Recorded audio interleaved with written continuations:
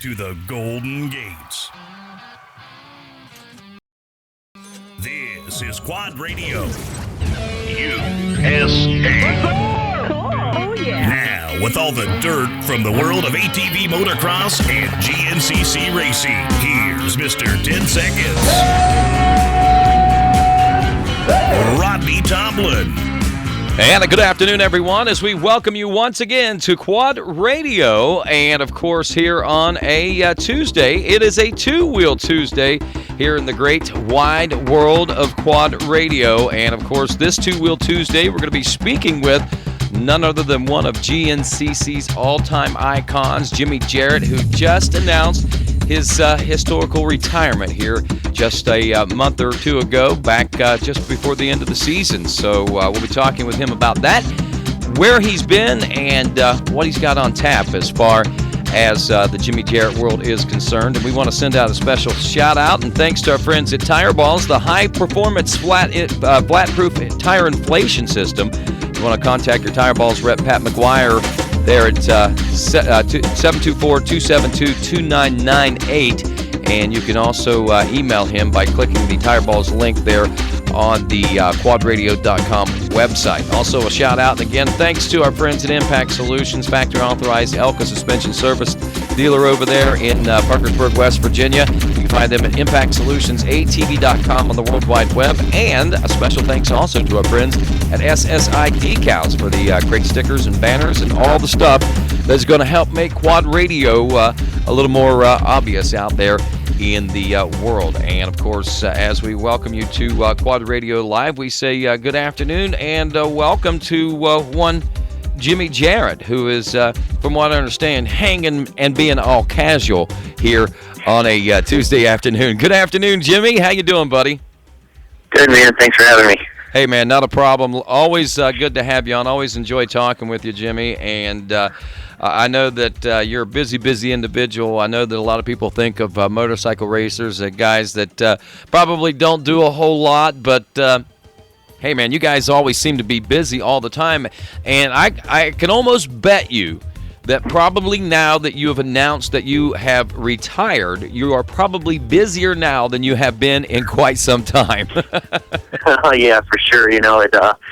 Everyone thinks once you're retired, it's all fun and games, but actually I've been pretty nonstop ever since the end of the season. I did a couple races down in South America. I got invited to, which was pretty fun. Had a great time down there, and just putting stuff together for next year, and just on the phone nonstop, trying to get things rolling. Well, I guess that's a big question, man. I would ask what's going on today and then get into that, but I think that everybody's probably got the same mindset that I do. I don't care what you're doing around the garage today. What is going on for what's going on next year, man? Actually, I've been in contact with Josh Strang a lot. He's actually coming back. I'm sure everyone knows that by now, but he's going to be racing the GNCC series, and I'll be taking care of his bikes and him at the races and just staying involved. And, Josh and I have been friends ever since he came over to the States from Australia back who knows when. And, we've stayed pretty close and kept in touch. And once he was trying to put things together, when, my racing career was pretty much at the end, I told him that I'd help him, and he was all pumped for it. So that's what I'm doing right now, just putting things together for him and trying to make the best program we can with what we have right now. Can I stop right here and just say, wow, man, are you kidding me? No, I think it's going to be fun. I wanted to stay, in the sport somehow, and this was a good opportunity to do that. And you'll see me on the starting line, maybe not in the XC1 class, but in the morning races. And I've been friends with Jimmy Woodford for a number of years. He was always my mechanic and helped me out as much as he could. And his little race team is doing the National Hare Scramble Series next year, so I might tag along with him. And as long as I'm having fun, and if I can win a few races, maybe I'll get my first actual AMA national championship if I can put a whole season together in that series. Well, that'd be great, man. I mean, that's cool. It's going to be a lot more of a relaxed atmosphere for you and everything, and that's pretty good, man. I'm really proud to see what you have done and what you've actually been able to accomplish here, brother. I mean, that's pretty impressive stuff, I think, to be able to go right from racing into, I assume this would be a team manager position, kind of, sort of? Yeah, I mean, it's not so corporate, I guess you could say. Josh put a lot of the big sponsors together on his own, and I'm just helping him with all the little stuff. And it's going to be his race team basically. I'm just helping him, but at the races and coordinating everything and all that stuff, I probably have a bigger part in doing that than I have in the past. So I don't know if you want to call it a manager of a team, but maybe just race coordinator or something. There you go. Well, that's pretty good name. Maybe we can slip the word engineer in there. I think people always like to do that. It always makes them sound important to be some sort of an engineer. But the relationship between you and Josh, man, I mean, it's been one, like you said, you guys have been buddies for a while. I know you were racing with the FMF Suzuki team back when Josh first made his appearance here in the U.S. Right, yeah.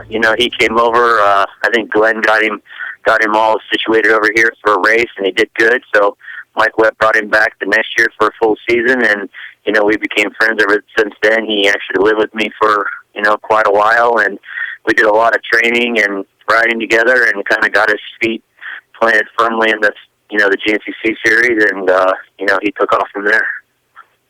Yeah, took off. I think that's kind of an understatement. It was really a big bummer what happened to Josh as far as sponsorship whenever Suzuki had to pull out of the off-road racing world and stuff, man. I mean, that was a pretty big blow to Josh's career, but obviously, I mean, we've seen and heard he hasn't really been able to be a big part of GNCC racing, but, the rumors are, and you hear the statements, and you hear and watch the interviews, he enjoys what he's doing, but his heart is to get back out here out east and race the GNCCs.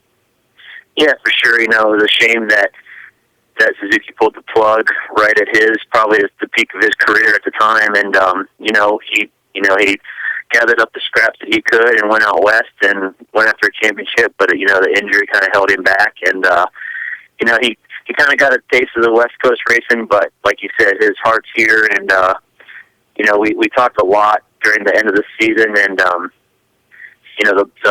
the big sponsorship's not there anymore, but he told me that he was willing to come back and do whatever he could just to be back here, whether we were scraping for scraps or we were living the high life. So, his heart's here, and he wants to win a championship, and I hope I can be part of that.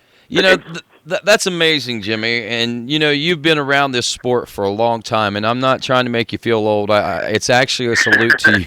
It's a salute to your career whenever I would announce, and same thing to Johnny Gallagher, one of your good buddies, is that, spanning 3 decades as a professional racer in GNCC racing, brother, you've seen a lot over the years.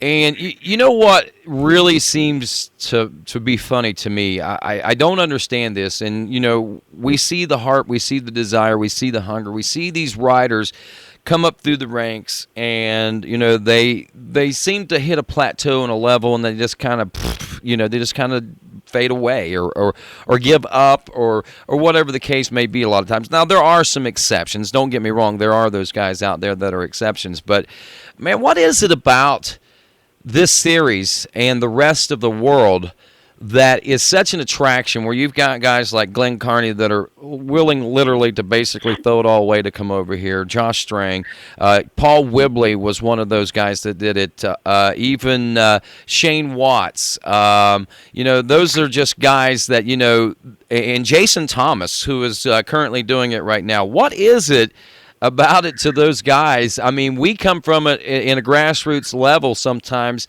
and I'm not saying that we don't have that, because I mean, we've got passionate guys like you, but it just seems like you would have more than what we seem to have. What is it about those guys that draws them? And even if they come and get their butts kicked into the dirt, they stick around and fight for it. What is it, man? Yeah, I don't know. There's races all around the world, and it seems like everyone from the world, around the world that's good, always ends up at the GNCC series. Whether it's David Knight or Yuha or Glenn or Josh or whoever. But I don't know. I just think their program's so solid, and they get the coverage, they get the riders, they get the recognition, and everybody wants a piece of that.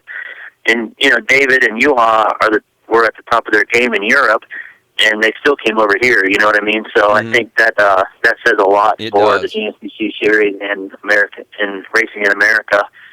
And I don't know. I grew up doing it, so it's always been in my blood and my heart to do these races. And I think it's so hard to get support and make it happen in Europe. It's a little easier here with all the support that we get for these races. I think it makes it a little easier to come here and to chase a championship. I tell you, man, it seems like they'll let things go, man. I mean, they will throw everything away and come here and live a dream, it seems like. I guess that dream is still alive, one that we are so close to, Jimmy, that we probably don't even recognize as Americans in our country and as GNCC racers in our series. Yeah, I mean, I just couldn't imagine just walking away from home and living in another country for years chasing one thing, and I got to give it to these guys because it's not easy. I mean, you look at Paul and Catherine, and those guys have been here for 8-10 years, and I just couldn't imagine. When I go to ISTE, I'm gone for 3 weeks. I can't wait to get home, and just being over here for so long, it's tough. It takes a lot of dedication and blood, sweat, and tears, man. I give it to them. Yeah, desired, blood, sweat, tears, passion, and that's good, man. And that says a lot about our series. I think that anybody that races GNCC and is passionate about it ought to walk with a little prouder chest about the series and the championship itself, because whenever you win, even from the youth ranks on up, man, it's a world-recognized affair that you're participating in, and people want to be you, man, believe it or not. Yeah, for sure. That's crazy. Now let me ask. Let's go back to the Josh Strang story here, as far as what's going on with you guys next year. What kind of sponsorship package has he got lined up for you guys right now? Is you guys racing KTMs, or I know that's what he was doing out on the West Coast. Is that what he was planning on doing here? Or has he got another line of charge there? He's got some things in the works. I mean, we both do. We're trying to put things together right now. He hasn't made it official, and I don't even think it's official with everything that we have going on as far as team name and, bike brand or primary sponsor, all that. So, right. So I'm not going to spill the beans yet. I'll let him do that. Okay. But, we got some things working, and, we're gonna make the best of with what we have, and I think what we have going on right now is going to be a pretty good team, and sponsorship package that we can have for these guys, and we're going to make it work one way or another, and he's going to do the best he can to win that championship. So, as far as team name and bike brand and all that stuff, I'm not going to say anything now. I'll let him make an official press release with that. Right. And the other side of that coin, I know that I would wonder. And I'm not going to put you on the spot with it, but this will lead me into a little bit more of something that I think is pretty cool about the GNCC right now. But your relationship with JT Bennett and the JG Off-Road Honda team that had the factory-backed Honda support, I know you got a little bit of ties in there now. Regardless of what those are and if there's any impact or anything on what's going on with you guys, let's talk a little bit about that, man. That's huge and monumental, and to be able to end your career with something dawning so great, man, it has to make you feel good about, being able to step out yourself on top. Yeah, for sure. I've ridden about every bike brand out there and been on about every team, and to end it with JT, him and I have been friends since I started racing this series back in '93. I mean, we were lining up next to each other and laughing on the starting line in the 125C class. So, we've known each other forever, and last 4 years that I've rode for him, that's probably the most fun I've had in my entire career. Just going to races with him and hanging out, and it's so laid back on his team, and there's not a lot of pressure. I mean, he still wants you to do good, and we still want to do good, but you don't feel that pressure, and I think that's why Wiz and I had such great success with him. When we wrote for him, we were just having fun, and we were getting results, and it just built momentum on that. And for me to go out on his team, and it was pretty special, and I'm definitely going to miss that. So it's good to end my career with him. Now, how big of an impact is it from you as a racer to see Honda actually stepping back in, even though they aren't coming in with a full factory support or something, but stepping back in? And, isn't that pretty monumental, wouldn't you think? Yeah, for sure. I mean, Honda hasn't really done anything since the Scott Summers days for, off-road racing back here. And, for JT and whoever helped him put all that together, it was pretty cool. And, they don't have a full factory team, but with the support they gave us, it might as well be, and they were really behind us 100%. And, everybody knows how bad the market is right now, and for them to do that, it was pretty cool. And then even to get Thad on a Honda, Nate and I were pretty much at the end of our careers, and Thad is just starting, so that fire's still in him for sure. And for him to get the result that he did, with the best GNCC year he's had on a Honda is pretty cool. So hopefully, I don't know Honda's plans for next year, but I'm sure they'll be a part of it one way or another, and we just need to keep that going. Yeah, I hope so. And if memory serves me correct, didn't you do pretty good on a Honda there toward your end of your career too there at Unadilla once? Yeah, it was. I really enjoyed riding that bike. It was something new for me. I've always been on other bikes, swapper, jumping back and forth, and to get on that, it was pretty fun. Yeah, being a winner, taking a win like that toward the end of your career, man. I know you had one early on, and there were a lot of, probably a lot of weight put upon your shoulders, man, because here's where we get into the history of Jimmy Jarrett. Because, you started, like you said, as a youth racer in this series, did you? Or did you not? Or you were a youth, even if you weren't in a youth class? Yeah, I was 16 when I started riding GNCCs. I just went straight to the 125C class. I was on 125 already. So, that's kind of the year that I became friends with Fred and the whole Andrews family. And that was his first year going to him, so I just hopped in the truck and went with him, and ended up winning that class and just stuck with it until I was done.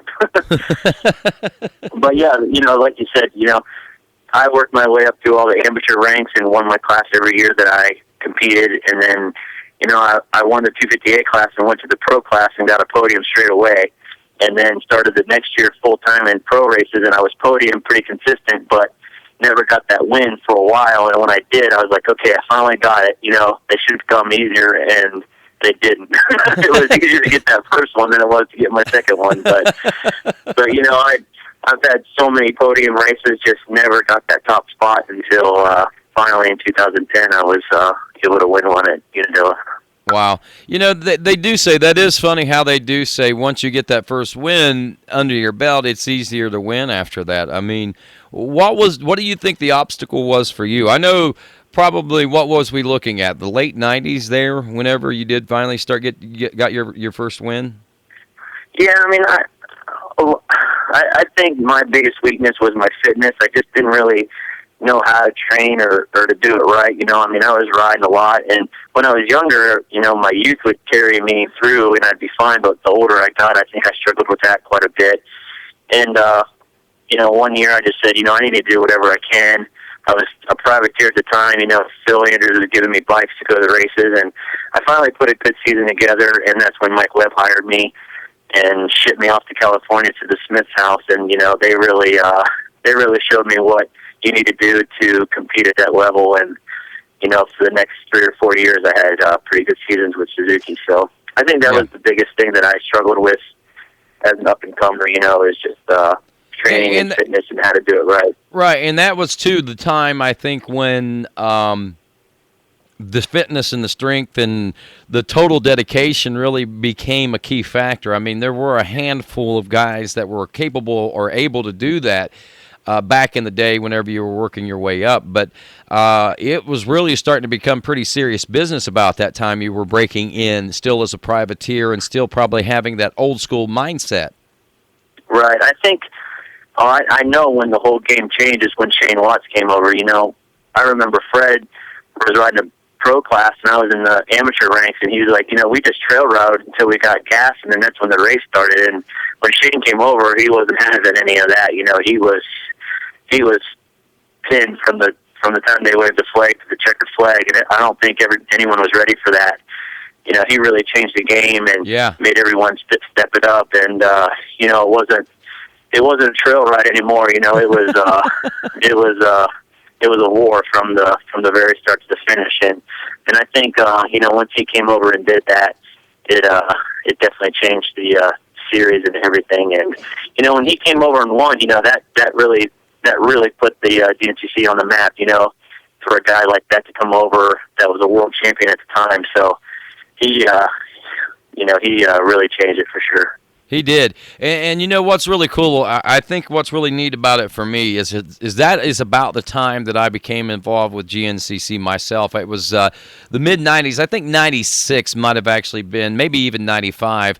But I think it was 96 in Parkersburg, West Virginia, at Starvation Point, whenever Rodney and Fred battled right down, if memory serves me correct, it seems like right through the finish line barrels, right onto the podium side by side. They literally fought to see who was going to be in the middle of the podium that day. It was pretty intense, man. And from that point on, that's when I got hooked. I think really honestly, probably when I really got hooked, whenever I saw Barry Hawk lead a field of however many ATV riders through that big pond of water of a starting line that was down there that day.